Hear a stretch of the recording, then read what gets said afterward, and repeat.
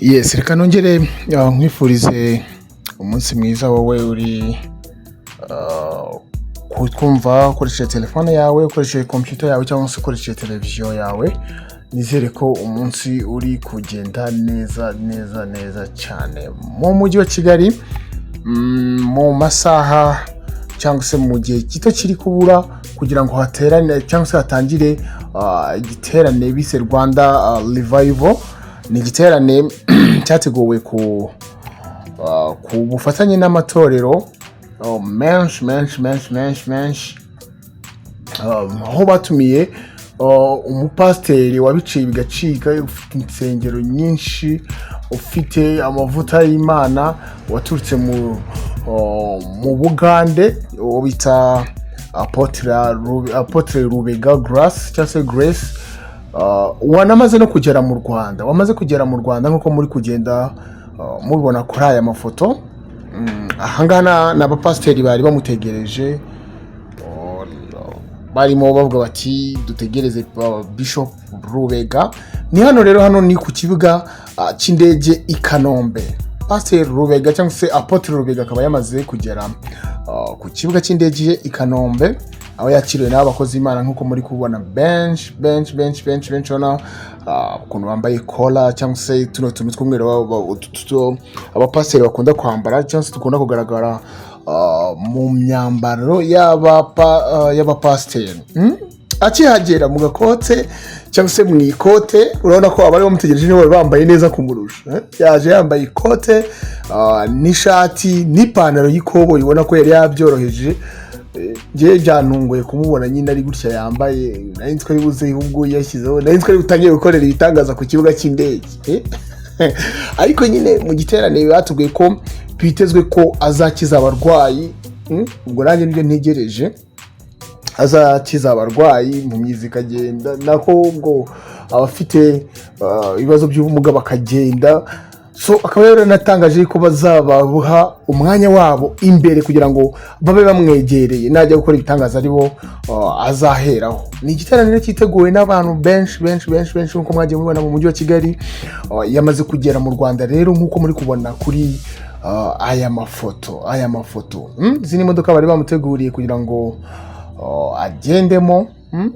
Imodoka rwose ubona zisa zibereye kwakira umukozi w'Imana nka wubatse izina nka Lubega, usanzwe ufite n'itorero bita Fenomeno.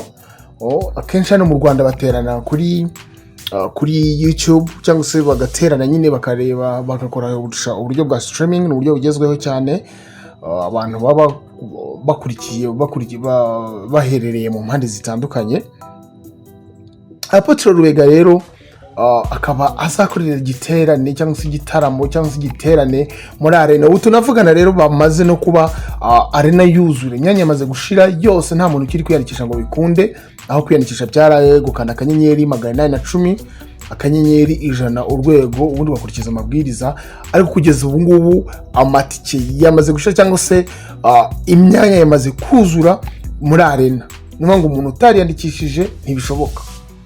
Utariyandikishije ejo ntibishoboka. Gusa bavuze yuko bazakurikirana ibyo bitaramo cyangwa se icyo gitaramo bazagikurikirana ku ma televiziyo, baza kutumenyesha, bakitumenyesha natwe tujye tubamenyesha.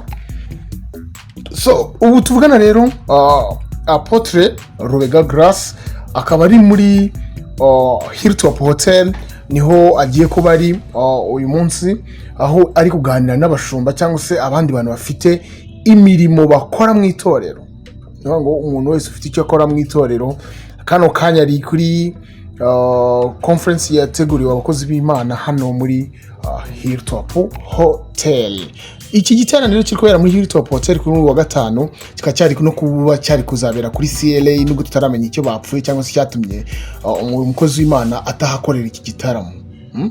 Atahakorera uyu muhango wo kuba ari kumwe n'abandi bapasiteri abigisha, kugira ngo ahari bagiye kubigisha uburyo bazajya bakora ibitangaza, simbizi.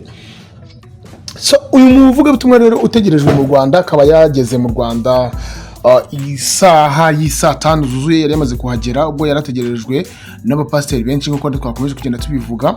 Ubu akaba ari muri Hilltop Hotel aho akomeje ibikorwa bye cyangwa se bimwe mu byari byamuzanye byo kuba azaganira n'abashumba benshi hano muri rino torero.